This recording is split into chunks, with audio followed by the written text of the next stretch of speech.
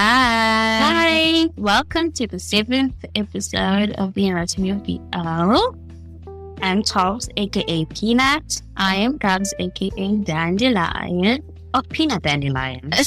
And we are still ranking the 91 BLs that we've watched so far.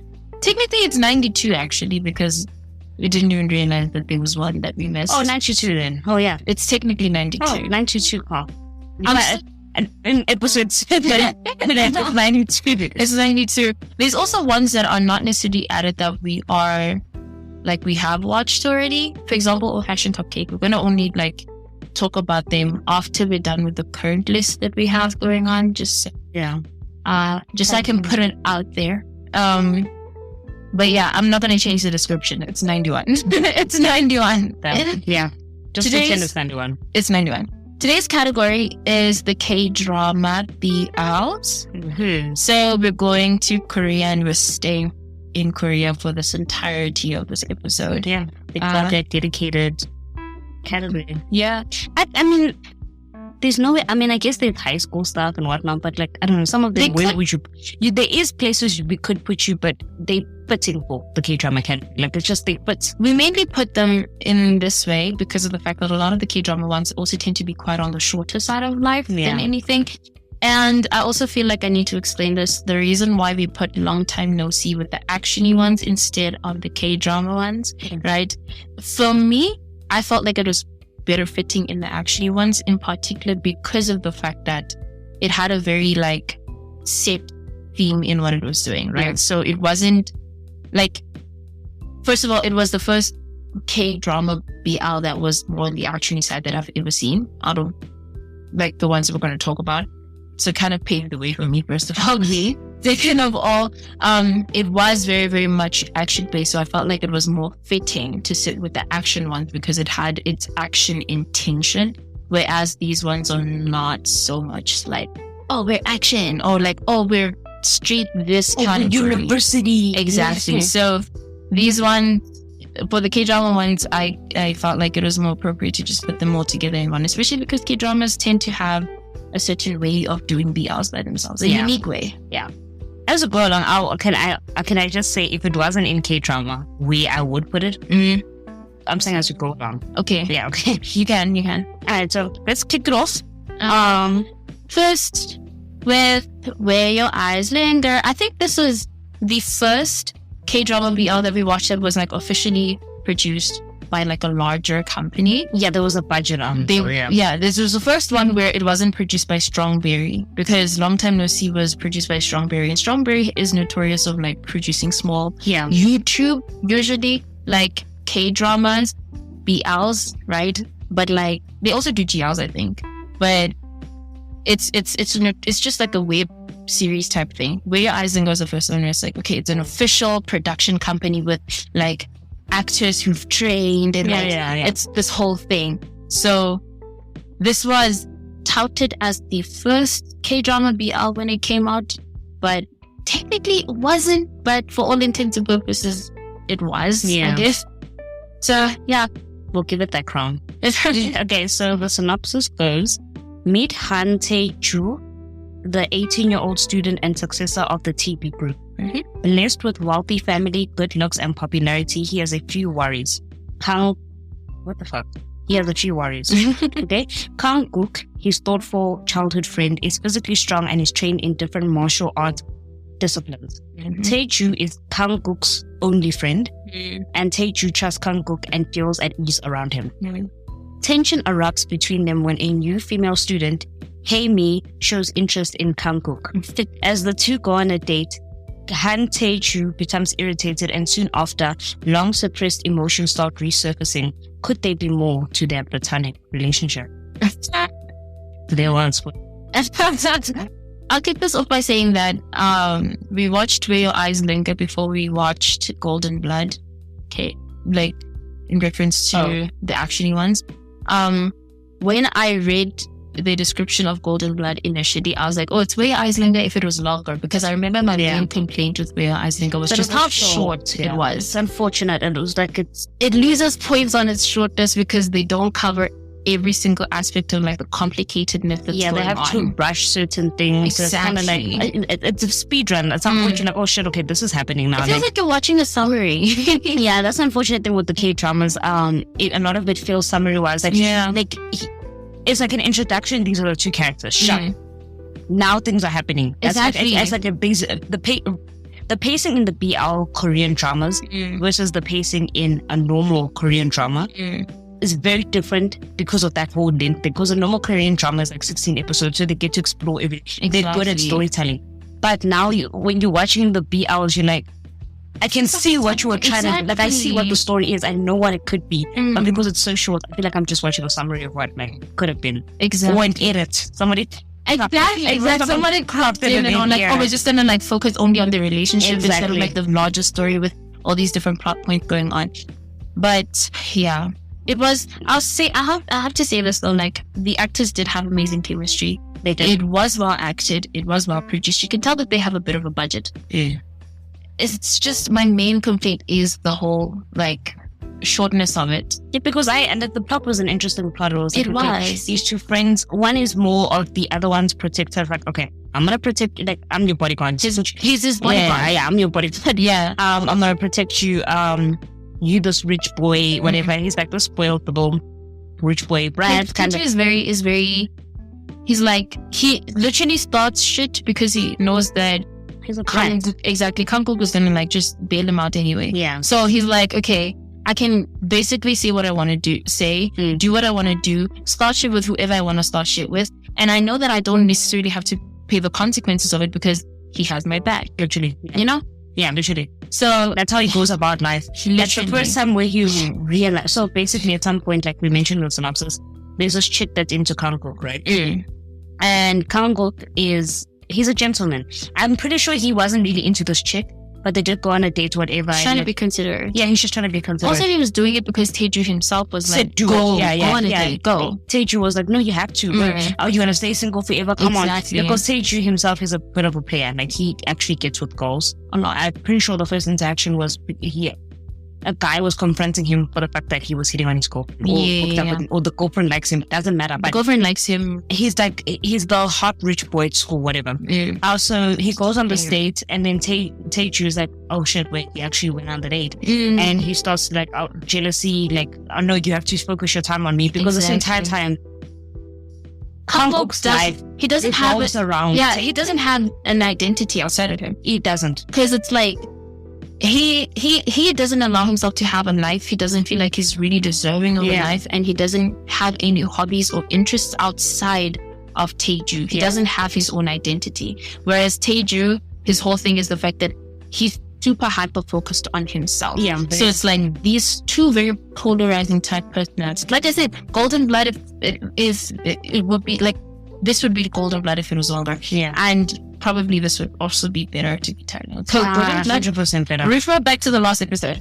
They had a full ass drama and they still failed. Exactly. So anyways, at some point they're playing volleyball, and like I said, Kanguk's life really revolves around Taeju. And his life is not even volleyball or dodgeball. He's his protector, everything cool. And that's how they've been going about their entire dynamic in relationship. But this one time, someone aims the ball, fakes aiming the ball towards the girl that is into Kanguk. And like the gentleman he is, the considerate person he is, he dives to go save her. But the person was doing a fake, like, oh, I'm gonna hit her out. But then he hits Taeju instead. It was like even the sound effects they did was so dramatic. It was like anyone got ball hit him and like he paused. He paused for a second. He was like, oh my god. And then he stared directly at Kanguk and he was like, did you just let that ball? Because usually when they're playing dodgeball, Kanguk would focus all his energy on just protecting him. Yeah, literally he would just stand in front of him, protecting him. Like Taeju didn't have to do anything. Literally he was just there busting in the sun. He's not moving. He's like, the ball's not gonna touch me, I know, because I have my protector. So him moving it, so that was that's when they fought for the first time, because he was like, how dare you go defend her and leave me alone? Who do you think you are? Like, your life is mine. Like, exactly. In a whole You're mine. Like, I don't know why you had bratty behavior came out. Basically. But that's when they had their first kiss, because it was like they had a tussle on the field. Like they were tussling around the field. Ooh, no, Paige, you're supposed to save me and all that stuff. Then they have their first kiss, and of course they freak out, separate, run in different directions. Of course, because it's like, what the hell is that? They were gay before that, though. They had a lot of like gay moments. They had, because even though they were the mom, like we're just romantic. No, because also the mom of the girl who's into Congo, right? Or yeah, picked up on it immediately when she saw them. Yeah, because they ended up first. They ended up going to eat at this girl's mom's restaurant, right? Like in a family restaurant. And the mom immediately from the jump saw their dynamic, saw how they talk to each other, saw how he talks to her daughter, and she was like sitting there like, should I say it? I think so. I decided to slip this one out, right? But she was also kind of like in a position. She just kind of put herself in a position where it's like, okay, I'm ready to comfort my daughter when she needs it. Yeah. I'm not gonna tell her what to do, but I know that she's not gonna win. Yeah. Like this is not something she can't just, and you're not the one. Yeah. You're not the one. He likes her. He likes him more. They have their confrontational thing, but they have their whole, okay, we're gonna talk. I don't know. They were still kind of avoiding it, but I think they got to a point where they both realized that, okay, I do have feelings for you. Yeah. But this is a drama there's a lot of things happening in the background. The dad of Teju, the head of the TG group, whatever. I don't know, he's some gangster shit, because he called his other bodyguards to kidnap his son. It was a whole thing. It's the whole thing where he was like, because he got reported back to that, okay, these two are in a relationship, and he was like, fuck, no. Mensa, not on my watch, and basically decided that he was going to separate them. Kanguk had his action drama moment where he's beating up clients in the back, and there's 10 bodyguards with the drum. It was just resting, and you see, it could have been in an action category, but it was just that scene where he's now final boss mode. I was so confused in the rain. It was raining at the time. Then he came in final boss mode, coming in, beating everybody up.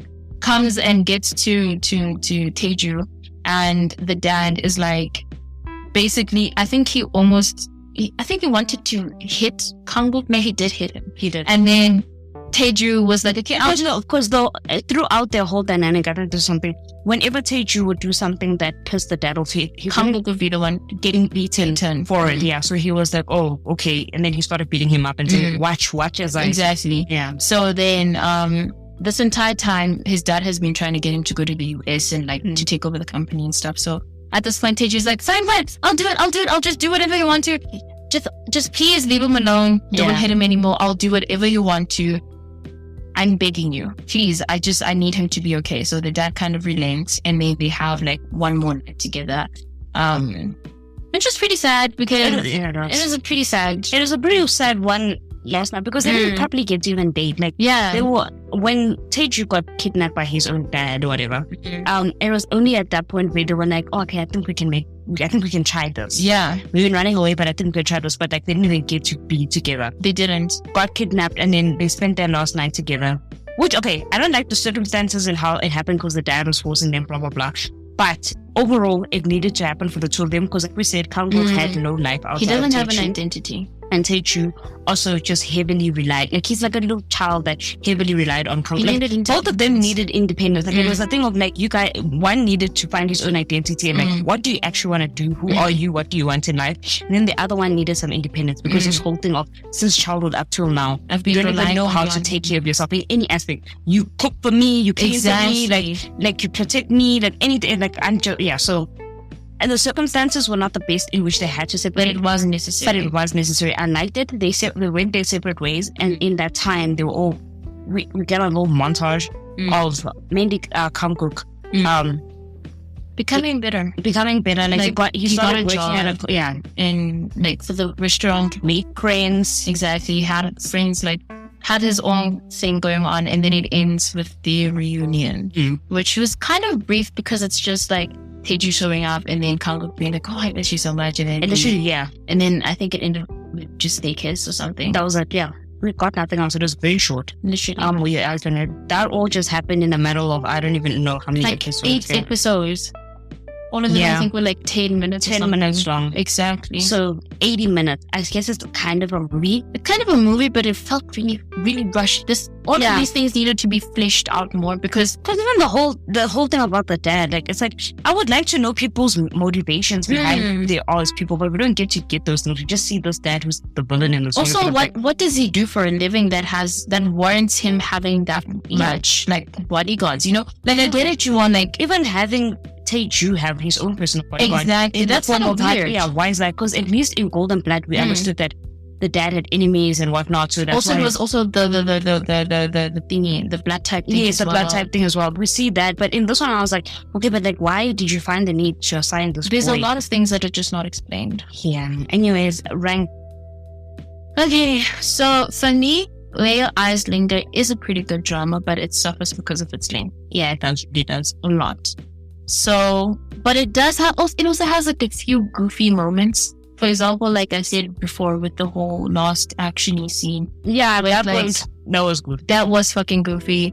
But outside of that, I don't think there is really much that I would find wrong with it, to be entirely honest. I personally think it either needs touch-ups or it's very good. Either those two. But like, I don't think there's really how much do we count the length as a lot? Because I think it's a lot because the length would have put it higher. That's true. Because I think the actors did a very good job, but like there's so much that it is literally, we said it several times, a summary. We can't flesh out. We get the personalities of the people, but we can't flesh it out properly. It's just like at the surface level, this is who Kanguk is and this is who Taeju is. And they feel like very two-dimensional characters as well because we don't really get to see. Like, I guess we see the complexity of them as we go along. Don't get me wrong; they're not very surface level characters, but they feel two-dimensional because we keep playing into the same tropes over and over again with them because we can't flesh everything out with them. You know. Also, what the flip happened to his mom? We don't even know that. Like, that's the thing. We don't have those answers. We don't have those answers. Why Kanguk ended up with them? Like, because he feels like he doesn't even have his own family. So it's like, come on. So I'm saying needs touch-ups. Needs touch-ups, right? Because there's just a lot. There's a lot of plot that's not there. It's not plot holes. It's just plot that's missing plot. Okay, so needs touch-ups. It is. Next we have You Make Me Dance. Okay, the synopsis is Song Shi-on is a university student who's majoring in contemporary dance. After a major role, he has been thrown out of the family home and is left with an emotional wound.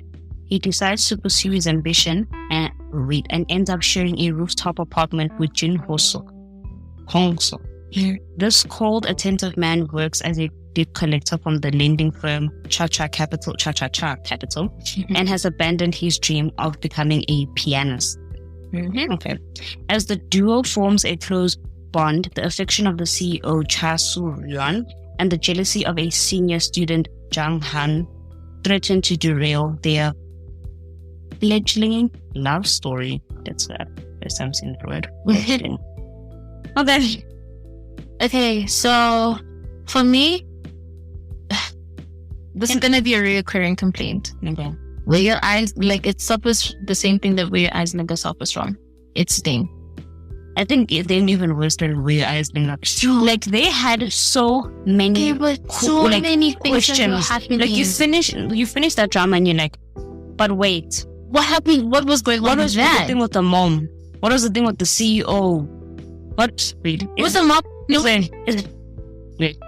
I take it. Just to remind, because it's gonna come up there. I know it's a K-drama. I just don't know if it's this one.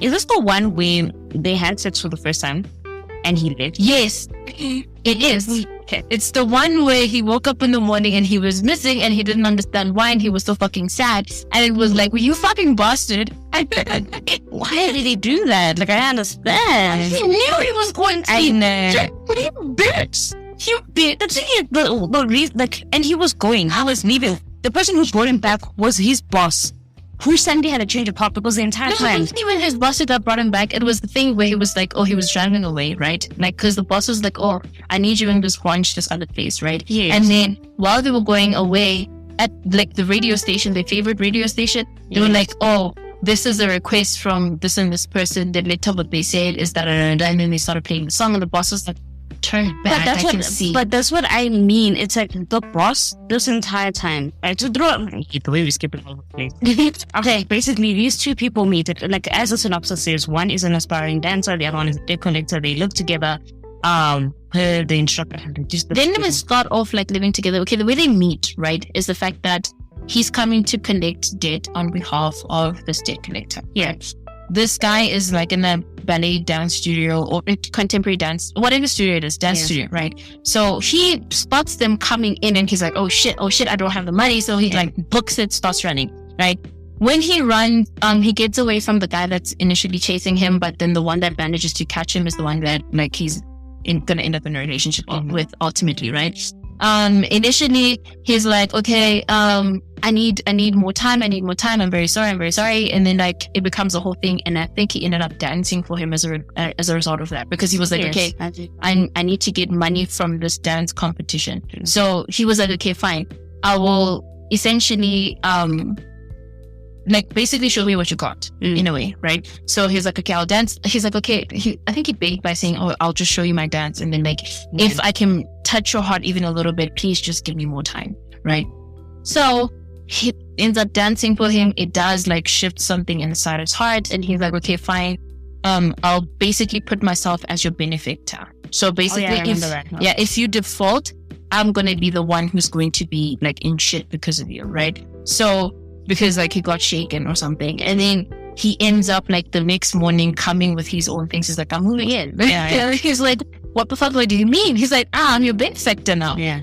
I'm moving the fuck in. You need to make sure that you are training. It was happening so fast. It happened really fast. So ridiculous. Exactly. Like so many things were happening that you were like, I will. Like, bro, collecting debt from this person. Like, now you're their benefactor. Exactly. I know they dance for you, but like, exactly. Come on. So then immediately he like moves in, becomes his benefactor. They move in. They start like having more of a bond. This one's like, now it starts becoming a dynamic of like sunshine and sunshine protector, because he is getting bullied by people. People know that he like doesn't really have parents or people to rely on. He also has that one senior who tries to take credit for his dances. Yeah. There's a whole bunch of things going on. But this one's consistently protecting him and trying to make sure that he's focusing on his dancing this entire time. And also he's also confiding in him that, oh, like my mom left me because she got remarried, I think, and she decided that I don't necessarily want to take care of you anymore or something. Yeah, something like that. But like he got abandoned as a child, so he starts like doing this whole thing. And then we find out that also this dude who is his benefactor now also has his own history that we don't really get into that much. Because the reason why he got into nobody's history. Exactly. They'll mention something like what the cool guy who'll mention, oh, my mom and I's relationship, but like, we don't get into it. It's just something that's thrown in there, and we're like, at the end of the drama, you're just like, oh, why did we put emphasis on that part? And it's not going to play into anything. Why was that a mention? Exactly. If we're not going to do anything about it. Because there was so much where it's like, okay, I understand you're protecting him because you see some piece of yourself in him, but we also don't understand how you got into this position in the first place, because there's so much of a story that we're not especially seeing. With him and his boss, like the dynamic. What is it? How did you? Because she also has like this mom-ish dynamic with him. The whole thing was that she even got mad at him for being a benefactor for this kid, because exactly. If something goes wrong, you screwed. I don't understand that. And also with it was a mom thing, a hard boss thing. Exactly. But then also like a sympathetic friend. Exactly. All in one. But I'm like, what is your guys' issue? What's going on here? And they never explained it. Also, if like you're so concerned for him, why aren't you paying him out on fit, right? Are you reporting to somebody else as well? Like, what's happening? It's not, because like she was out here making him go. Like she basically I'm not even going to say basically. Yeah. I mentioned this before. They had their last night together. That me and you, they had sex, and then he's like, okay, I have to go, because the boss was making him go to wherever. She said you have to do this. And he said he had no power to say no for some reason or another. Because I kind of forget, I don't even know if they mentioned it. But she has more power over him, whatever. entire time against the relationship, entire time again, she's like, you have to come with me, you go to this place. Then, like you mentioned, they on the radio, they share the goddamn song and later whatever. And then she's like, yeah, you can go back. And I'm like, no, you have to, where did you, the whole point, you said it all of a sudden. And then why I started feeling sympathetic is it because she saw him and she was like, oh, I feel pity. No, but this is not the first time she's seen him express. Exactly. You say he's mentioned like, I want this guy. I'm begging you, I want to stay. Like I've never wanted a person more than I want him. She knows how much she cares for him. I mean, he literally sacrificed his own self. I'm like, I'm gonna be his benefactor here. Exactly. She knows how much he cares for this person, but that's when she hears that, she's like, oh, okay, you can turn around. I don't understand that. I also don't get it. That's the thing I dislike about it. Unfortunately, victim of it being very short. Because it feels like there's too many complex characters and not enough explanation for those complex characters. Like if you're going to have a drama that's the short, it doesn't need to have that much hiding in it or that much complexity with it. Otherwise, you're going to be left with a lot of loose strings that are not tied up. And this is one of this, like, and I love You Make Me Dance so much. It's a really like drama. I think it's a very good drama. It's just amazing as they usually do in Korea. Honestly, the chemistry was great. Overall, the story is very sweet and cute, and I liked it. It's just that when you get to the end now, you just have these questions where you're like, okay, I see what's going on, but what about this? I don't like it when I'm leaving a drama and I have more questions. And it's not going to have a season 2. It's not. No, like that was it for it. And this is like one of the few dramas on this list that I actually went and downloaded the theme song. I still have it now. Oh, so you make me down. The song is called Today by City. Oh. Yeah, it's a really, really nice song. I still have it even now. Like, it's a very chill, nice song. Let's put her some. Let's put her. Okay, so ranking with You Make Me Dance. Where do we put her? That's bad because why were your eyes doing this little job? I feel like for me, You Make Me Dance, I love it so much, but it has way too many loose and tight strings. So many. Like I don't like leaving. Like as much as Where Your Eyes Linger is a summary, for the most part things were answered. It's just that we want to dive in deeper. It's more like, okay, we're on the surface level of it, we want to go in deeper, but things were answered. You Make Me Dance, they went deep, but then there is no answers. You started something and then I'm sitting there like, why did you bring this up? I feel like there were plot points that they literally could have just left out entirely. Yeah, I think they should have. The mom thing should have been left out because it went nowhere.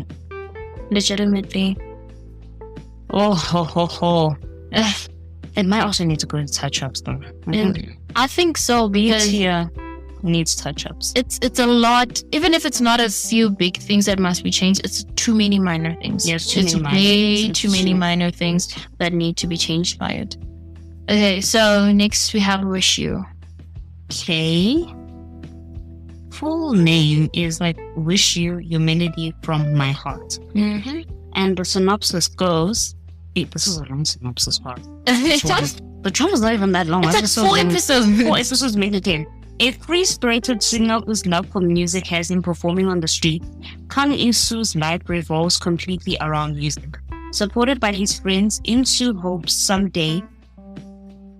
to someday turn his love of music into a full-time career, but doing so isn't easy. Refusing to give up on his dreams, In-soo continues basking day in and day out, while his best friend Cho Min-sang records his performances and uploads them on YouTube. Little does either of them know that In-soo's performances have caught the attention of someone who could change the young man's music career forever. A tea Buddhist working at a major record company, Yoon Sun-hee is always on the lookout for a new talent. After stumbling upon In-soo's video, Sun-hee has become one of the singer's biggest fans. Convinced In-soo could make it big, he recommends the young artist to join his company as a rookie discovery project. Seeing this opportunity in this invitation, In-soo accepts the offer and soon moves into the company's residence with Sun-hee. As the two live together and work together, their relationship grows and slowly new feelings begin to blossom. Unfortunately, as their feelings grow, so do the obstacles that stand in their way. Will In-soo and Sun-hee be able to find a way to overcome the trials before them, or will their love fade before ever having a chance to bloom?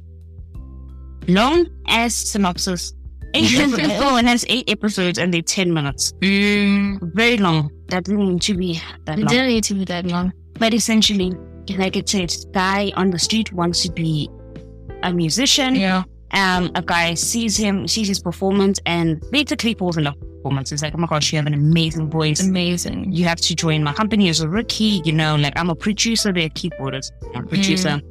We can make specifically the song that he sings. Which is Wish You. Wish is a song that he heard, which is an original. It's a song that he heard. He found out with the song, found out with the voice, and he said, come to my company, let's see what we can do. And like I said, they started living together. They have like a trial period where Wish You was supposed to be the first song basically that they did with him, and then they can see how well he fits into the company, how well he fits into the concept of the company and stuff. So he's kind of like fighting for him to get recognition, because at first, before we even considered putting him in the company, it was a whole thing of, he has to like go present him as a potential artist towards his co-workers. And first they were a bit hesitant, but they were like, okay, let's just take the risk. He seems a bit charming, he seems as if he's attractive, so we'll just see what we do. Let's just give him studio time and see how the trial run goes with the official recording.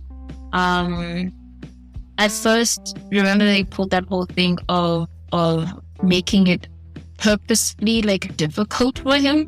So, and then it just turns out it was a whole test thing. It was but I had to the test some trauma. They were just trying to see if he's like dedicated. He actually knows what he's doing. But then they were like, okay, he actually passes because he believes in his art in the way that he like brings it to them. He's willing to fight for his authentic sound. So they were like, okay, you're the exact type of artist that we want to sign. So they kind of signed him.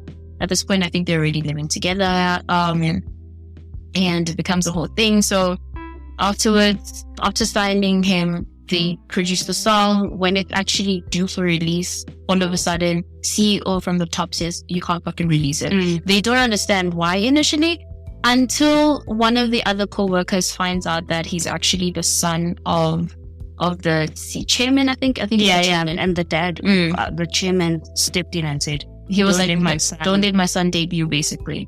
So the dad doesn't want the son to be doing any like industry stuff. He wants him to actually just take over the company and work at like follow his dad's career path, not become an artist. So he's like, no, I'm gonna fuck it up for you.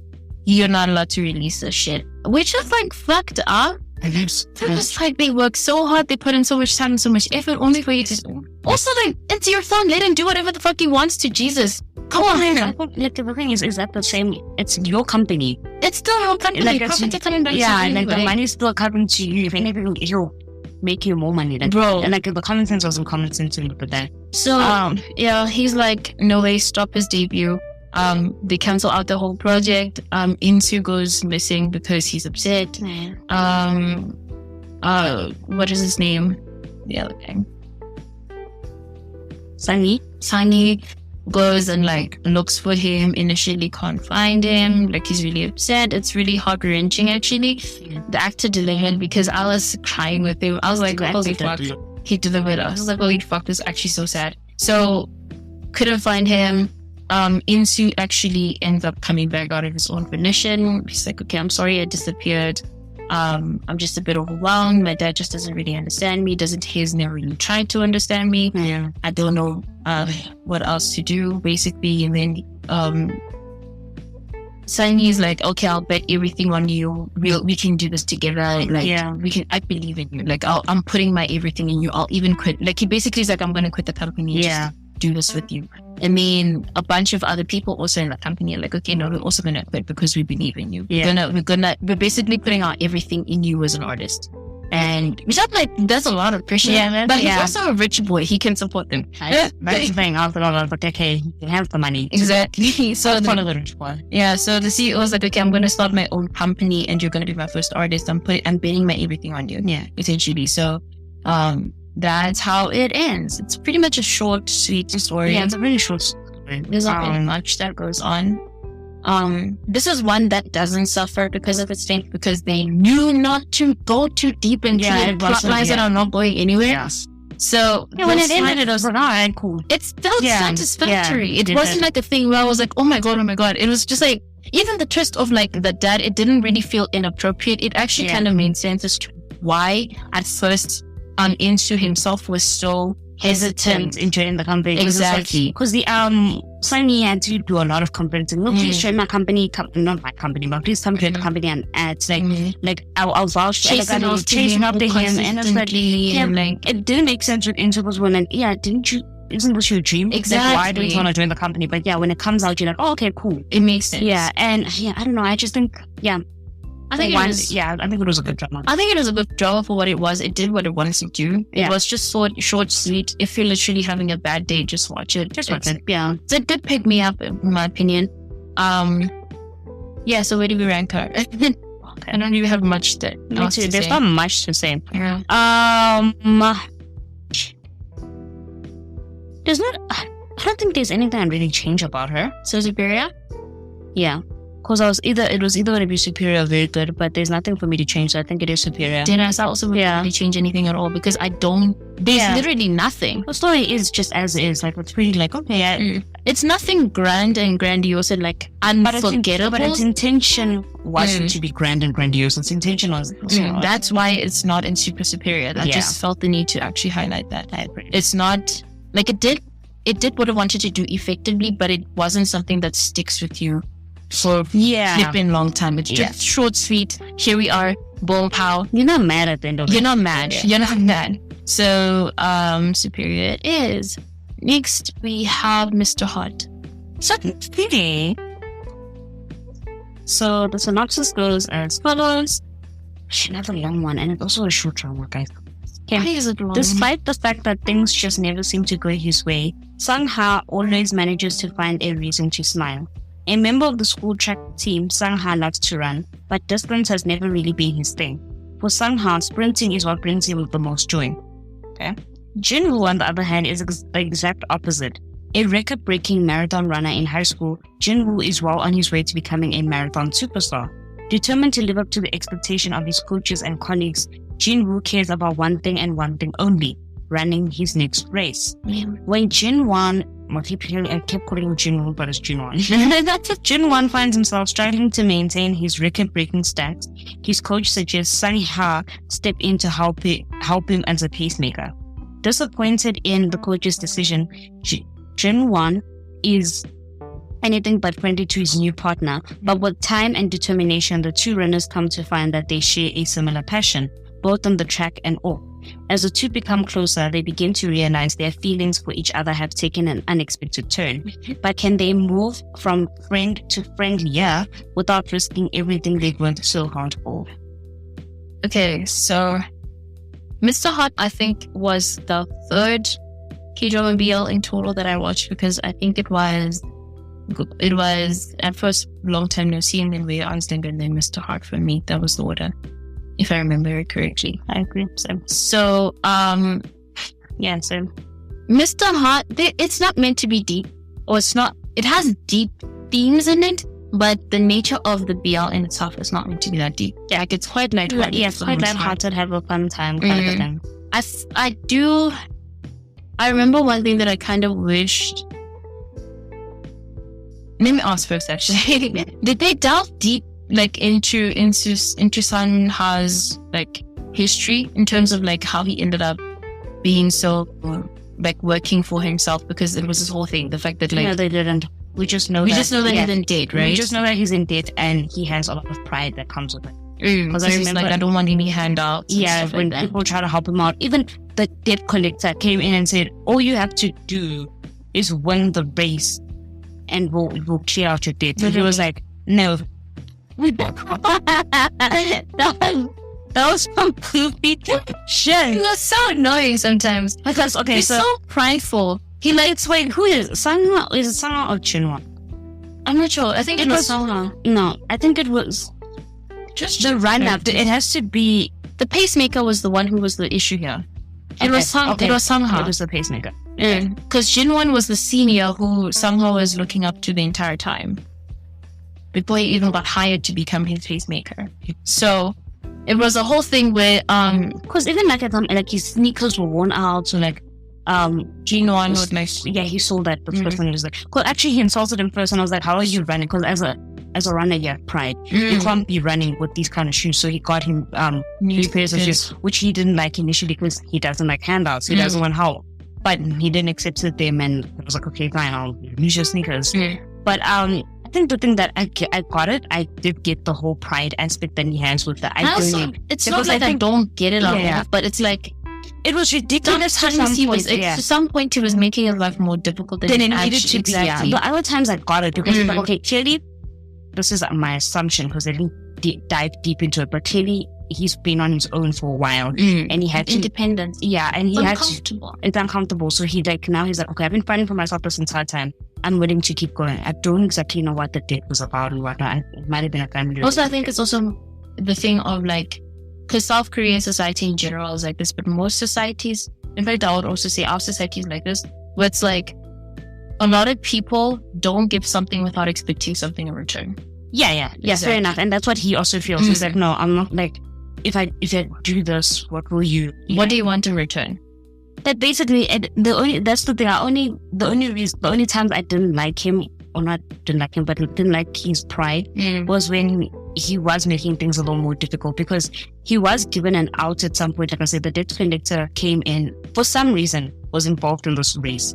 For some reason, he was like, oh, the thing is that the grand price of the race, I think, was the amount of money that he was owing him. And he was like, okay, just win the race and your debt's cleared. Like, so I think it was even a little bit more, but it was like, yeah, then there's no issue. But he was like, no, I run because it's my passion, and I'm not gonna let you take that. But I'm like, dude, you were gonna run the race anyways, and you were gonna win. Like, and when you do win, you were gonna use that money to pay the debt. So why are you getting angry now that the guy is saying, oh, let's do this? I think it's also I think part of the anger as well, in defense of him, right? Part of the anger, I think, was also because of the fact that he knew that he would have to betray Jinwon because it was the same race that he was preparing Jinwon for. I agree. But my problem is the fact that why couldn't you just tell Jinwon? That's what I think we spoke about this. Yeah. Because you could have easily also just went, because Jinwon understands, like, he knows, he can see that like you're in a dirty situation. Because like he saw, like, at this point he already knew that there's people coming to beat you up. He's subtle about it. And he was like, okay, you're in a dirty situation. Jinwon didn't need them. Like, literally, if you explain to him, like, and also I think they ran together. Like, they ran together, and at the end. So there was also a period of time where I think Jinwon gave him a check or something, and he ended up tearing up. Right. And then that's when it clicked for Jinwon. Okay, he doesn't like handouts. Yeah. So he was like, okay, fine. I'm going to help you, like, in a way, try to earn this money, because he even tried, I think, helping him with a scholarship or something like that. It was just a whole bunch of things he was trying to do to help him out. But that's when he picked up, okay, he doesn't actually want a handout. So he was like, okay, I'm going to try my best to actually try to help you earn this money. Yeah. So if you had come to him and say, okay, we're going to have a fair race. If I beat you in this race, I'm going to take it. Like, you don't have to make it a whole thing of, oh, I'm going to betray more. Just tell him, I'm racing against you. I know I've been preparing for it, but we're racing against each other. Lack of communication is eating me up inside, because I feel like his situation could have gone much easier, but just making it harder than it needed to be. Yeah. Not much else I can say. The couple was cute. The chemistry is cute. It was. They were very, very cute. They also had like the height difference thing. Yeah, the sweet height difference thing. Yeah. They were adorable. Also, he just has a really cute face, because he has like a puppy face and like this curly hair. Yeah. Amazing. Cute. Anyway, where do we rank her? For me, it's like a few minor things of that pride thing. So I think I want to put it in A, very good. In very good? Yeah. Because I didn't have questions. I mean, besides, like, I don't know. I have questions, actually. That story, but like, I don't think it hurts the story that much, not to me, in my opinion. It didn't hurt that story that much too. Because they didn't linger on it too much. Yeah. I have questions. Whereas with the other two, they lingered and said, you're making it the focal point of the story, but you're not explaining it at all. Yeah, and I'm like, what is going on? So for me, I think it was just very good. It was fair enough. Yeah. Okay, so Mr. Hart goes into very good. Next, we have Nobleman Drew's wedding. Okay. Guys, I can't keep doing this. Still long? Yeah. I think it's the K-dramas in general. Yeah. The dramas are so short. Like, I know, right? God. On a warm spring day during Joseon Dynasty, the wedding of Rule Han Sean and his beautiful bride Hwan Chen takes place. But comes their wedding night, Han Seon Han Xion becomes suspicious of his beloved, and with good reason. His bride is a man. Here's an explanation. And now Han Xion finds himself face to face with the bride's brother, Choi Ki-wan, who explains that Hua Jin's loathing of political marriages drove her to disappear before the ceremony even began. Needless to say, Han Xion quickly tries to annul the marriage, but his ailing mother is opposed to such a move. The pair must now maintain their union, one that can never be revealed to a single soul. When Kim Tae-hyun, it's all different, but it is Kim Tae-hyun, comes to congratulate his friend Ho Xion, he falls for Ki-wan and immediately commences to court him. Now both Ki-wan and Ho Xion find themselves in a difficult position, caught between honoring his ailing mother's wishes and unending flood of love letters from Ki-wan. Ho Xion is only too aware that there is little time to waste. To further complicate matters, Hua Jin chooses to make her impromptu return at this time. Oh my God, I'm so tired of reading. And the only way to soothe the pain in everyone's heart is to return everyone to their rightful place. But is this easier said than done? This drama was goofy. I'm gonna start there. It was supposed to be a comedy, but the comedy didn't comedy the way the comedy went into comedy. The things that were supposed to be funny were not funny. We were laughing at the ridiculousness of the actual story. The story in itself is so absurd. It really is. Because you have to suspend so much belief. So much belief. Anything is suspend. The thing that made me laugh the fucking most, right? Even try to disguise his voice. Even a little bro. He's talking to the mom in his deep ass voice, and the mom is just like. The thing is, he is a very, very pretty man. He is. He's gorgeous. I agree. He's the same guy that acts in Mr. Heart, by the way. But like, he's absolutely gorgeous. Looks convincingly like a woman, right? Yeah. When he has makeup on, even with this. There's no denying that. There's no denying that. But the problem is the fact that you can't even like try to subtly disguise your voice. Like, but he sounded like a man. He has the deepest voice. He has one of the deepest voices I've ever heard. I know, his voice is like on the same level as the guy he's marrying. And the moment has no questions about it. He never tried to one Phoenix from Stray Kids. The reason the husband also like caught and discovered that you're not my wife on their wedding night is because he was just being normal. You're just talking. He had the makeup and everything, but he was like, hey. And then the was like, what the fuck? Like, that you need. And he was like, listen, we kind of have to do this. Like, he was like, my sister ran away, but I can't disgrace my family by saying that my sister ran away. You can't disgrace your family by saying your bride ran away. So, fuck it, we're going to have to be together. So I thought, okay, when he's not disguising his voice at that time, he's like, I'm not trying to dupe you. Let's be a team. Whatever. We can just try to find her because the whole mission is they have to find her. Yeah, because we're running against time. We can't fake this forever. Yeah. So I thought, okay, fine. Amongst the two of you guys can be real. But then when you meet other people, you're gonna fake it. She fake your voice, but but he's just talking to them. He's supposed to the mom the most. That's the thing. It just made me laugh, and the sister, and the guys, and I was just like, dude, can you try a little, bro? I know, maybe it sounded too camp when he faked it, but it might have been a little bit better than you just talking. I feel like it would have been better, actually. I feel like that would have bumped it up if he'd actually faked it, even if it was camp. Honestly, because like, so do you have voice moment is this? Because like, if you listen to his voice and you see the bulk of his body, because his body is also built in like he has broad shoulders. Like he's not like a man. It's not even like, oh my God, like it was just, dude. I was looking at this and I was like, are you kidding me? Nobody can tell. Nobody can tell. Because even, honestly, even when like the friend of the guy, because he also came in and he fell for him immediately, was like, he started accosting him non-conventionally, didn't even take his word for it. Like literally when he was like, get the fuck away from me, he's like, no, but I felt like you're the love of my life. Even wanted to start a duel with his friend in order to like get his hand in marriage. Do you know what the funniest thing is? Actually, talking to him with his bass, with his whole chest, with his Adam's apple blocking up and down. Get the fuck out of my face. I don't want you. I'm loyal to my husband. Remember, every total days. We had like a question because we had to, and this was our assumption. We had to make this assumption because I think that doesn't make sense. Yeah. That the family never met Their sister. because when you see the sister, they will come back. I know that.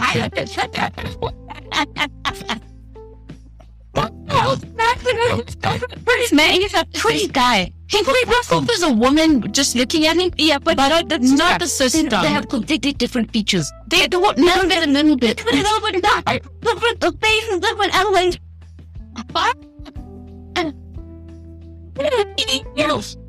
Also, wasn't only like the husband's family there? Because if it was also his family there, like, did the entire family know that the sister ran away? Like before the dad because I know the dad knew. Yeah. But I mean like the rest of the family. The entire of the court. Everybody knows. If everybody has been seeing this little girl since she was growing up. No, that's a difference. That's not hard. It's not even that the brother is like he was living in. Yeah. They know there's two siblings in this house. Where's the brother? Where's the brother? They know they're two siblings and they know what the brother looks like. Exactly. Because the makeup didn't change him that much because he's originally a pretty man. Yeah. He just added more makeup just to make him a More more feminine. feminine. Yeah, but he's originally a pretty man. Tell me no one looked at him and was like, dude, are you in makeup? No, the woman's out. He's not picking his wife. It's here. Yeah, that's the only thing that I was just like, whatever. The story as a whole, there was some goofy stuff. Like we said, the guy's best friend was trying to like hit on him, but it's like, it's your best friend's wife. And he didn't give a shit. He was the one trying to let friend say, it's like, let's meet here, blah, blah, blah.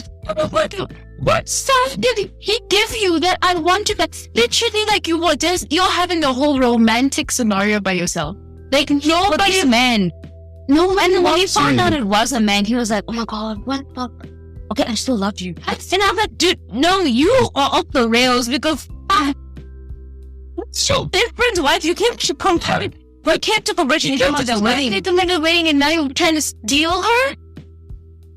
Wait. It was some goofy stuff. It was funny as how, not for the right reasons. Not for the right But let's try and just go and put it up somewhere. Honestly, for the camp, I would put it in super superior because it's just so camp. But I have the same relationship with this that I have with Golden. I agree. Where it's like 100%. I'm gonna bring back me back.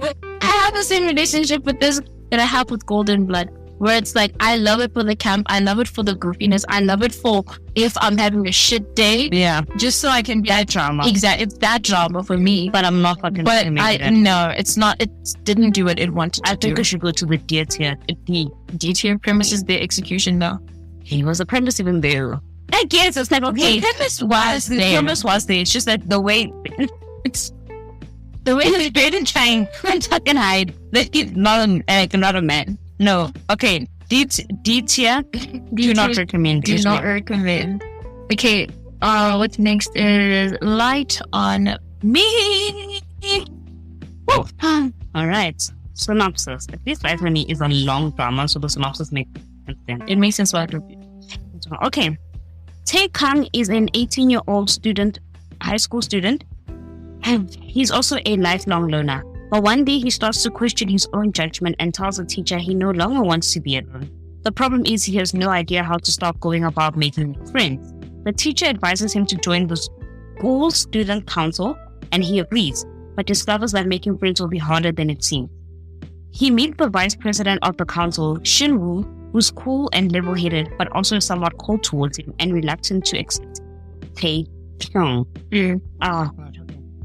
However, he's also met with a super attractive president of the council, Daon, who appears to take an instant shine on him. The beginnings of the romance appear to be in the cards for Daon, and Tae Kyung, but Shinwoo does not seem to approve. Matters are further complicated by the fact that Daon's close female friend, who secretly likes Daon, is jealous of their closeness and attempts to drive a wedge between them. I really describe that. I don't remember her being that honest. She was just she just screamed. Yeah, she was just screaming, but she wasn't like it wasn't that. But anyways, okay, so drama. Pretty used to lovers. This is not frenemies, like straight up what did I enemies. say? Because like no, I don't know. Shino didn't want him there at all. Like enemies to lovers. His name? Okay, Shino. Shino didn't want him Taeyeon there at all. Yeah, he didn't want him there. I'm gonna call him Tae. I'm gonna say Shino and Tae. Okay. So she said, Shino didn't want Tae at all there. Like he was a nuisance to him if anything. Like he was just there existing, and he was like, I don't understand why you have to join our club. Like we don't need you. Our council is complete as it is. I didn't even know why like he had like that much of a say at some point, because I was like, why isn't the president like the one who made? Actually, first of all, why isn't like the teacher himself having the final ruling? The teacher just said, okay, here's my suggestion. Just can you please join the club? But at the end of the day, it's up to you guys. Majority of the vote thing type situation. Hi, cool, but he had way too much power. This is not happening. Yeah, he really did.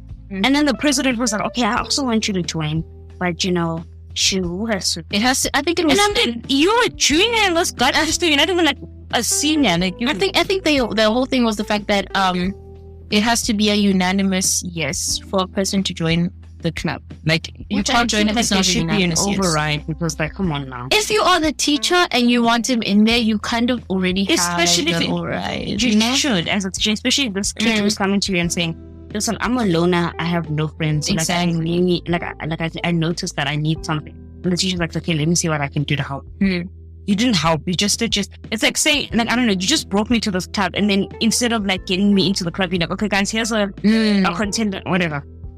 I was really frustrating for about, I think, the first 4 episodes, because it was literally just Shino shitting on him the entire time and making life difficult. No reason. For no reason. It really was no reason. It was just like I hate it. It didn't make sense at the moment. At that moment, it was just frustrating to watch, because it was just like, okay, but like, why? What's wrong with you? Why are you just hating on this kid? And I was worried the fact that like it's gonna just be a situation where now Taeyeon all of a sudden is gonna be like, oh, it was fine. Like, oh, even though it bullied me, it was fine. Like, it's fine. We're just gonna pretend like it didn't happen, right?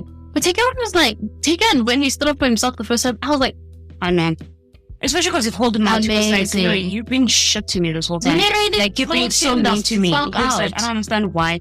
Like, I don't understand why you actually have to be mean to me. Like, can you please explain to me why you don't like me? What have I done to you? Because he really hasn't. Tae hasn't done anything. If anything, Tae was actually trying his best.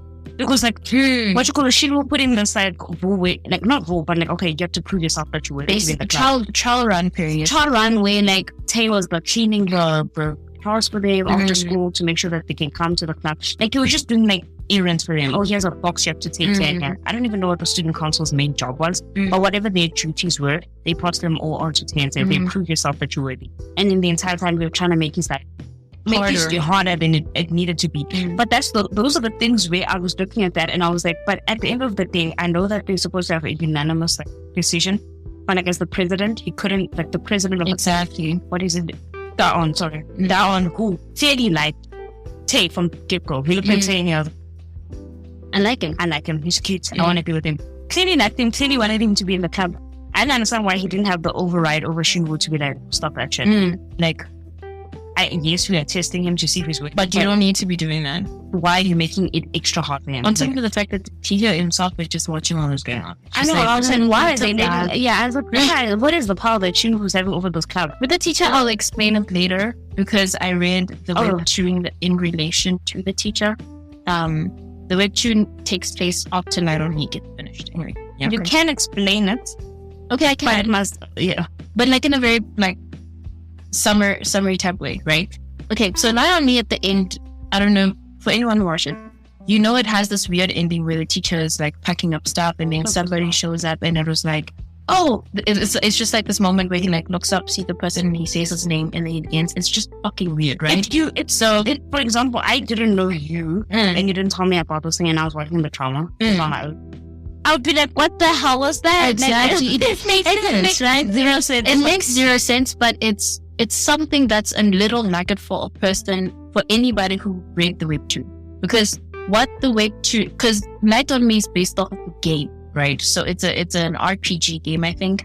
And then the webtoon was made in relation, like after the game got released. So then Night on Me, the series, focuses still on the game story, but then that's a little nugget for everybody who read the webtoon. So basically, the webtoon takes place after Line on Me gets finished. The teacher is notoriously known for just letting students do whatever the fuck they want to, because he's a pushover, because he's been a pushover his entire life, right? He's even had he's had a sexual assault situation he's been used for his entire life. His defense mechanism, instead of dealing with stuff actively, he kind of just lets stuff happen to him and lets anyone just do whatever they want to, because he doesn't even have a strong identity within himself. That's his whole thing. He's basically like Daewon, except if Daewon never had his moment with Taekyon, because we're going to discuss it just now. Yeah, we are. Where it's like Daewon doesn't have his own solid identity. He kind of just lets people do whatever they want to. People use him as much as they want to, and like he doesn't have a strong sense of self. So it's the same with the teacher, where he's like, he's friendly, but he's not friendly because he is like friendly like naturally. So he's a people pleaser, and he doesn't know how to exist in any other capacity other than that. So that person that came in was actually his love interest. It's a person that he knew from high school. They had a bit of a relationship, but they ended up having to they didn't actually have a relationship.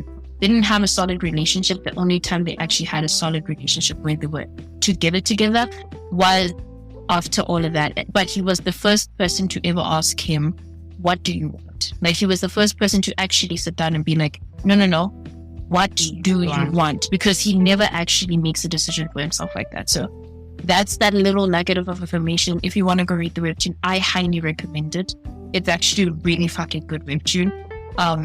Quite heavy and emotional at some point. What's the name?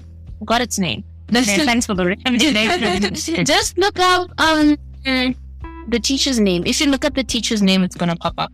But yeah, just look it up. It's a really, really nice webtoon. I promise you.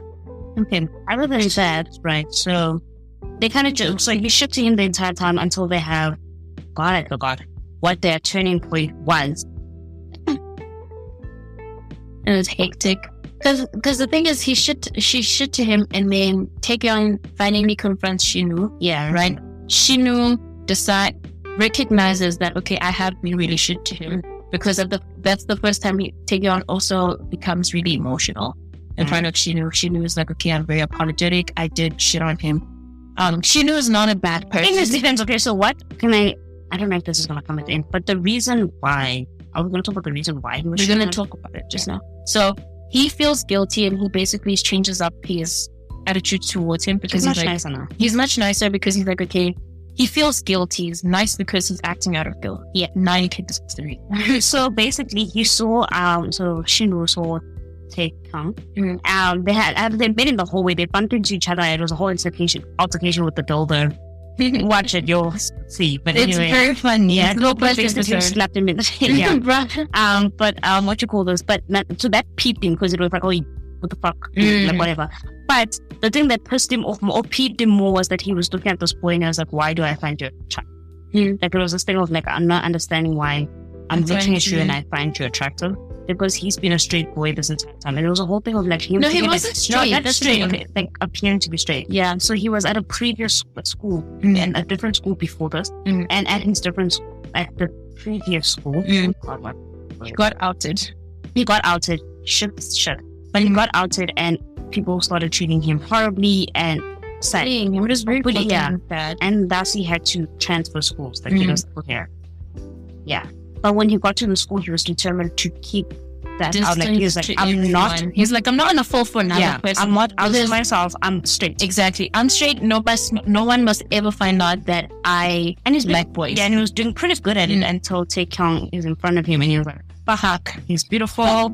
Like, now he's exactly my type. He's literally what I've been looking for. And he gets very angry, and he takes out all that anger onto Taekyung, because he's like, I'm gonna just be mean to you until you're out of my face. Which, for him, like, they keep putting Taekyung in his face. He's gonna be in your cab with you, and he's like, no, exactly. But he's slipping. But yeah, that was why he was okay. So to get into all these characters, first of all, my favorite character is Taekyung, the main character, because he actually doesn't take shit. He looks like he would take shit. He looks like he's a soft boy, But he's actually quite tough. Yeah. Even when I came to okay, you have to prove yourself, I was like, I'll do that. I'll prove myself and I'll join the club. Even when Shinwoo was being mean to him, he was like, listen, I'm making new friends. I joined this club to make new friends. You're not going to stop me from doing that. You are an asshole. I don't know why you don't like me. That's when they had the whole competition and everything. But I like that he stands up for himself. And that's okay. So Shinwoo started being nice to him out of guilt. But he's a person who he's comfortable in his sexuality. He knows what he likes and he's comfortable in it. So when Daon, the president of the club, starts putting the moves on him, unintentionally and intentionally, they have a lot of moments.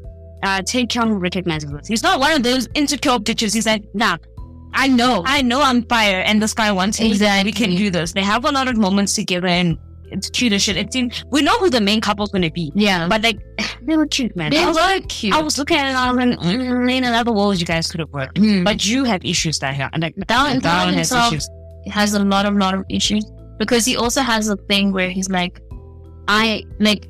Shinwoo, okay, this is where Daon gets beat by Shinwoo.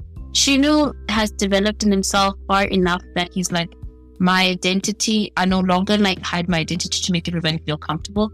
Daon still does that. Yeah. So Daon has not developed in himself far enough where he's like, I'm willing to love you selflessly, unrelentingly, without fainting, without any preconditions. I'm gonna love you completely. That's basically the difference. Because as much as Daon liked Taegyeon, I think he liked Taegyeon for what Taegyeon represented and not necessarily loved what Taegyeon was. 100%. And that's the difference between Daon and Shinwoo. Yes. Because Shinwoo was like, you are worth it. I love you even if you don't love me. And Taekyeon was the kind of person that said, no, I want to be worth it. So what happened was that Daon and Taekyeon had a moment, and that moment was photographed. Shit across the school. But that's so fucked up though. Can I just say, but that moment, out of all them, they had a lot of moments that should have been photographed. That one, it was but this could be two friends. Exactly. They weren't kissing. They weren't even deeply just looking at each other's eyes. Come on. Anything. Exactly. But there's fucking right there. But anyways, when you got to school, people at the school immediately were like, the president is popular. People at the school were immediately like, there's nothing going on, right? There's no way you guys are they were just there's nothing going on, right? And he went along with that because he was like, fuck no, I'm not going to ruin my entire reputation. Exactly. People see me as someone else, and suddenly he burst, whatever. It was the girl that was the vindictive thing. It's the girl who liked Daon as well. Saw them, had that moment. She took a picture and wait, I don't think she's her friend might have been. I don't think Greta. Because I remember her getting it might have been her because she apologized. And I think Daon was like, I'm not gonna forgive you immediately because they were close friends. Daon and Skull. I think he said, I'm not gonna forgive you immediately, but I'll see how I feel like it in the future. He had a lot go down, but anyway, that was a lot. Take when he and Finn's not the same as when Daon was denying it to people and going along with the joke, it wasn't serious and everything. Taekyeon was just being honest. Taekyeon was honest. That's his whole thing. He's very honest. He's very honest. And then when he was brutally honest. Yeah. He's very deadpan as well. But when he noticed that Daon wasn't willing to be honest about it, he was like, no. He mentally checked out. Yeah, because Daon was like, no, we can still be together, but it has to be on the down low. And Taekyeon was like, no, I don't do that. It's like, I'm worth more than that, bitch. Yeah. No. I know, honestly, especially because I think he was also comparing both Daon and Shinwoo. He was like, Shinwoo and I at this point, they were not dating. We don't have any romantic shit, but he at least is willing to, because not only did Daon go along with the joke, but he started avoiding Taekyeon at school, which hurt his feelings. But here you have Shinwoo, who's like Shinwoo doing his best to cheer him up, going and confronting people who are spreading the photos, going and confronting people who are bullying him. He was doing his best to protect him when Daon immediately, instead of trying to because the heartbreaking part about this as well was the fact that Taegyeon, I think he also said it himself, he's like, the first person I thought of was you. Yeah. The first person I thought of checking in with was you. The first person you thought of was also yourself. Yeah. You immediately ran away. You didn't even try to check if I was okay. And he tried. He looked for him. He looked for him everywhere and tried so hard. Even when you saw that he was avoiding him, he was like, we have to talk. What are we going to do? even Shinu was flipping helping him find him. Yeah, he found that one at this point, and he was like, Shinu was at this point in love with Taeyong, but he was like, I like you so much, but I know you like Dawn. Your happiness matters more than how much I want you. So I'm gonna go talk to this guy who's essentially my love, but my rival right now. He went to him and said, dude, do not do talk this. to Please him. talk to him. And he even sympathized with him. He's like, I get it. He spoke about his own story. He's like, I got it. I know what it feels like when people out you and whatnot.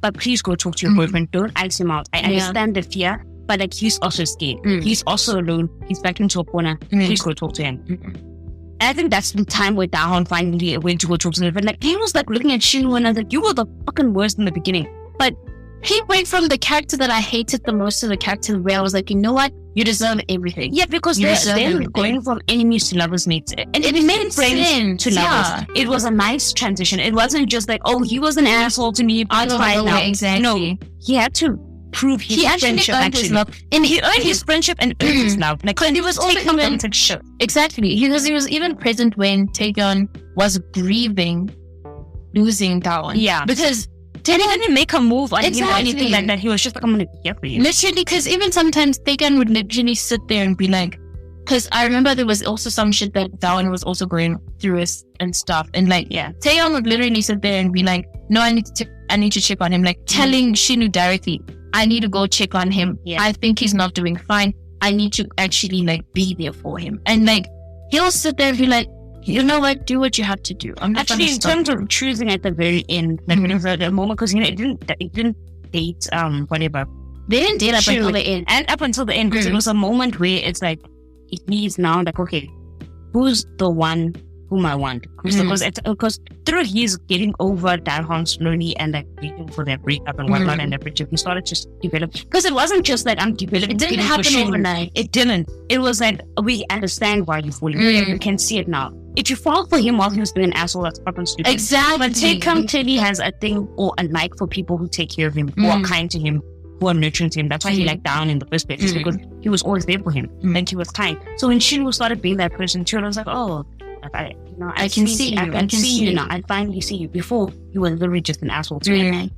So now at the end, he still has those lingering feelings for Dawn, but it don't just disappear. It doesn't go overnight. And like it was a moment of like, who do I choose between? I think they even tried to they tried to do an artsy cut. Yeah, where you like who's he choosing? And then for a moment, it looked like he was going to choose Dawn, but then it was like, nah, we faked it. It's actually here. I think we didn't know who the makeup exactly. Okay, against the post stuff, man. Stop it here. But I think it was very unexpected, the growth in all these characters.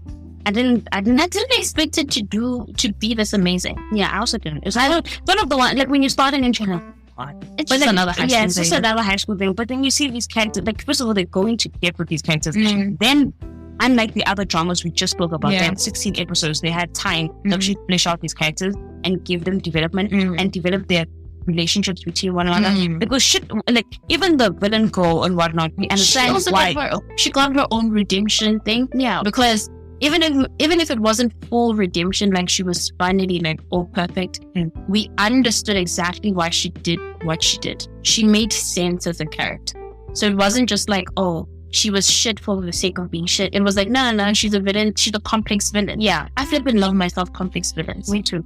Yeah, but then just put a cartoon there like, oh, she's exactly. Person. No, we got it. And even there's another friend in this who he was seeing everything. Like he kind of seems like the dumb whatever friend, but he was able to recognize. He's very wise. He was able to recognize that the girl likes Dawn, but he likes Dawn. Well, he didn't like her initially, but he was like, you are wasting your time. Dawn is gay. Like he's not looking at you at all. You're wasting your time. You're able to see that Shu likes Taeyeon, and Taeyeon is sitting here eyeing both of them. And he was looking at, and he was like, no. He already knew that Dawn and Taeyeon are not going to be in game. Like he already caught that from the beginning. He actually realized together, but like he would constantly like hint to the fact that he's like, I'm kind of Team Shinu. Yeah, because I think she knew that Dawn needs to grow up. Yeah, he needs to grow up. And he saw that. I think he knew from the jump that Shinu had like I think he knew that the reason because he knows he's been knowing Shinu for a really fucking long time. So it was like you. So immediately when he just an exactly. Because People isn't just an asshole. He's just an asshole. He's actually a nice guy. Oh, And yeah. he just to take Tom, and he was like, "Why are you acting this way?" He's like, "No, I can see what you're doing. Why You're doing the whole like playground? I have a crush on pulling on your pigtails. Yeah, You like him. I know you, friend. yeah. He was just this character that was vaping out. He needed to be there for a voice of reason, because we all looked at him and were like, "Thank you." I also like the fact that he wasn't a character who was actively trying to change these characters' decisions. He was very neutral. It's very neutral. Because he was like, He never advised anyone one way or another. If someone came and said, "Oh, I whenever hear from it, this is how I see it." he's like, that's how I see it, but if you want to do this, you also have to understand that this. And if you want to do that, you also have to understand that. Yes, because it's not one being Team Shield. He was never actively trying to break up the other thing. Yeah, he was not pushing anyone. He was just observing. Yeah, him as a character. I think Incredible. Madam, so are we ranking her now? Yeah. Okay. Personally, Light on Me was Absolutely. it was amazing. Content worth not anything that I don't think there was anything about it that I didn't like. And to me, it, like I said, please look up the comic. I think the teacher's name is Sohed. I think I remember it. Sohed. Which yes, it is. Yeah, Sohed, right? Yeah. Look up the comic. If you just look up that name, I promise you it'll come up, the comic book. The comic book to me solidified my love for this entire universe as a whole. But yeah, I wouldn't change a thing. It's plus for me in my books. You're gonna super superior it. Next one, how long have we recorded? I reckon some of these we'll just speed up with the other ones a little bit. Because I think the ones that followed, they don't really have that much detail anyway. Okay. Next we have Semantic Error. Semantic Error is the one that brought us Jetan. Oh, Jetan was so amazing. Jetan is an icon. He is. He's truly an icon. It's South Korea's biggest BL. It's the biggest BL that came out of South Korea. Yeah. It's the one. It basically Semantic Error happening. It kind of prompted even South Korea starting to embrace reality shows. Yeah. That have to do with LGBTQ matters. Like it acted as like the catalyst to exposing more of the LGBTQ underbelly of South Korea. And like basically make it stronger, because it even won awards. Like they won Best Kiss, I think. Best couple as well. Like it's just amazing. It's amazing. It was like the number one K-drama for a period of time. Literally it was beating all the K-dramas that were being released at the time. Released my man from the military. I don't know why he's still there. But yeah. Okay, so synopsis is Chu Sung-woo is a junior computer science majoring student who prizes reason, goals, and rigid sense of what is right above all else. As part of his university work, he's told to work on a group project for the liberal arts, whereby the group is required to make a final presentation in order to pass the module. But as the rest of the group, whom he knows nothing about, have decided to leave him to do all the work on his own, he decides to remove their names and make the presentation in his name. But little did he know that when he did this, he would deal a heavy blow to the academic prospects of his senior student named Jang Jae-young. The latter, a design major, is Chu Sung-woo's polar opposite. He's stylish, fun-loving, and above all, an extraordinarily popular. He's the closest thing the college has to a superstar. But when his credit for the liberal arts project is taken away, his grand plans to study abroad are suddenly thrown up in the air. He seeks out Chu Sung-woo and is all a mind to torment him. But when the duo is forced to work together, a strange attraction starts to develop between them.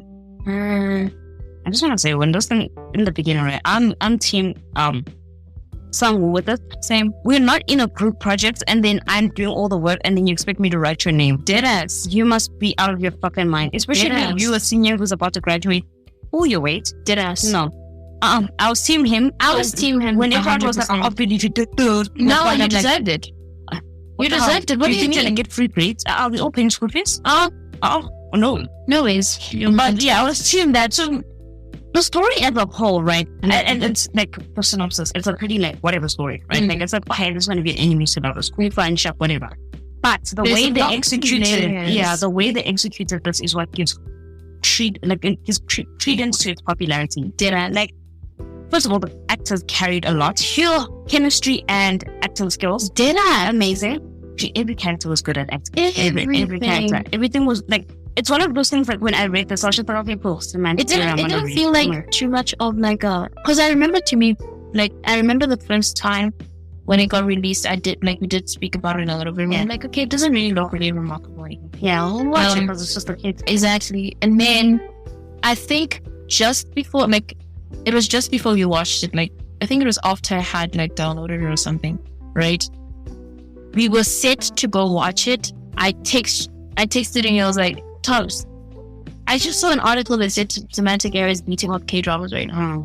I'm like, they literally are like, it's beating all the the straight K-dramas. They're getting beaten by Semantic Error. It was this big blow up, and I'm like, what could it be? The thing is, I know that the comic itself is very, very popular. The original comic. And then also the people acting it are people who are already in groups, K-pop groups. And so their fan base probably also came to watch. But I was like, but to the extent that it's beating out K-dramas, hetero K-dramas, that are being released right now with also big names. Like, exactly. And I was very confused. Watched it. So went in and started watching the drama. And when it starts, you kind of just like, whatever. Yeah. Like episode 1 is like, okay, you guys are typical. You've given me the setup. It's typical. It's going to be an enemy to lovers. They hate each other. The other guy's tormenting him, whatever. Doing the most. Coming to the school with rage. Like, that was absurd. I think, like, if you have a tanker person, come on. You hate the color red. It wasn't just even pranking at that point. He was like, I'm going to get under your skin. I think what color I dislike. I can't think of the top of my. I don't think there's a color in particular that I also don't think I have. But if I did have a color that I dislike and I saw someone wearing all of it. Vomit yellow. You know that yellow that kind of looks like vomit? Yes, okay, let's use that one. If I saw someone wearing that color, it wouldn't bother me. It wouldn't bother me. I'm just look at them and be like, you look weird. It's like, you're embarrassed. I felt bad. He gets to this fucking campus in all red. Take down. You look crazy. Coke bottle. I would laugh at you. I know you're trying to piss me off, but have you seen how you look, sir? You are ruining your reputation for nothing. That's praising yourself. Look like what did. That's why like a lot of people I saw that a lot of people who are like in the neurodivergent community, right? They say that there's no way that he's neurotypical, like the main character, what his name, the one that we're following. There's no way that he's neurotypical because Song. There's no way he's like neurotypical because a person who's neurotypical typically wouldn't be bothered by such shit. Like if you're just coming with one pound all the time, I was just like, okay, whatever. But for him, because he's so set in his ways, he has like a certain routine and he has sensory annoyances, right? Or he has sensory overwhelm, like he gets overwhelmed like sensory wise. There's no way that he could be neurotypical. So there are people who like believe that he's neurodivergent. Okay. I saw people in the neurodivergent community discussing it, but I was like, it's not my place to discuss. Yeah, okay. It's not my place to comment. Exactly. But okay, so what you call it? So, firstly, the development of their enemy thing into friendship and then into lovers. I thought it was perfectly seamless. It worked. It made sense. It wasn't forced. How many episodes was in this thing? 8. It's like 8 episodes. For 25 minutes. Yeah, it's like relatively short again. It was amazing. They weren't hurt by the runtime at all. I think in their runtime, they fit in everything that they needed to fit in. There's no plot holes where it's like, because they weren't trying to go that deep. They weren't trying to like make it like, it's just a love story. It's just a love story. Like they didn't add these elements of the fact he's dad's a mafia or like whatever. Or he's going to. It's just a love story. It's these two people who had this dynamic and are slowly falling into another dynamic. They are seemingly unaware but are aware. Like they can feel the they can experience, and to the point that when Samuel was shrunk, he was like, I can't hold this in anymore. And then it was like I don't know how I've been holding it together since that time, but like I really just want to kiss you right now. Yeah. And Jae Young clearly was, he was not drunk, and he was like, this is how let's do Let's this thing. get it on. I actually really like their whole thing of like, after it happened, some will step here, like, I'm fucking out of here. And usually sometimes in the end we're in the church running. Sometimes most of the time they usually leave the person like, oh, go screw it up. Like, no, Jaeyoung was like, this is my chance. I'm gonna fucking talk, pinned him against the wall, and I was like, listen to me, we are gonna talk. I'm not gonna force you to do shit, but like, we need to talk. Tell me what the issue is here. We both men are like, okay, we're men, and what's the problem? And what's the problem with that? It's like, two men can't do this. Why? Explain yourself. Why? And because he was aggressive. He wasn't aggressive. He was like, listen, so you're a pretty logical person, right? So before you make a conclusion, you have to break down everything and whatnot. You have to run test trials and all that stuff. So how about we do that, and then you get to your conclusion, right? You work with logic, because that's the kind of person he is. It's like very logical, very set. So if there is no logical answer that you have for me for why we shouldn't be together, then why? We won't be.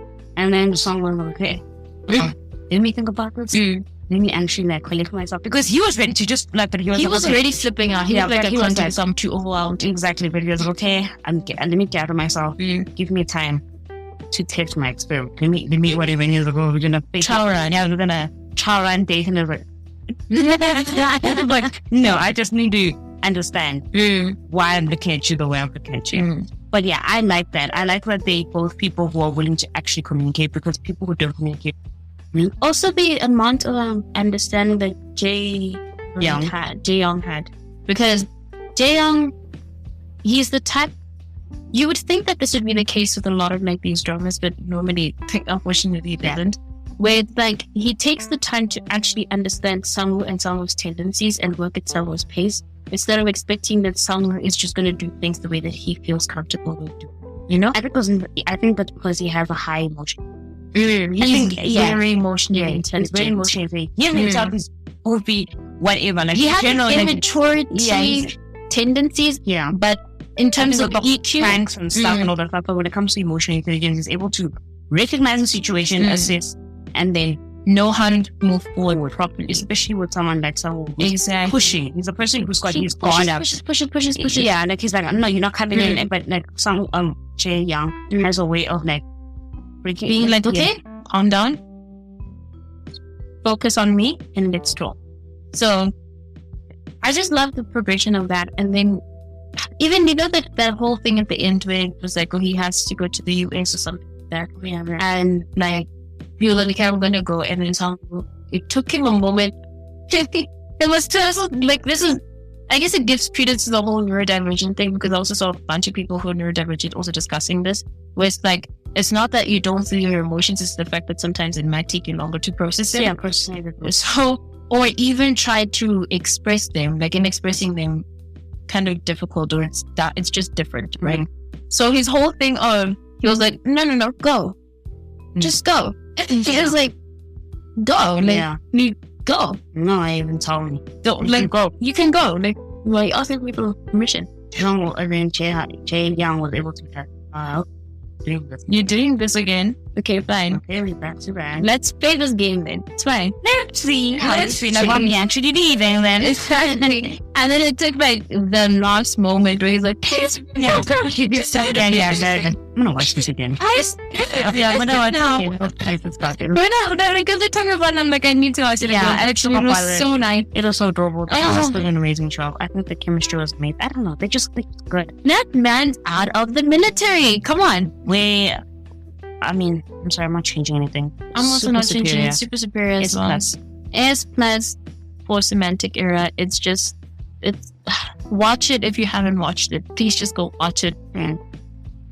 Editing cups popping in. So I'm ending the episode because we kind of underestimated just how many opinions we have on these K-drama BLs.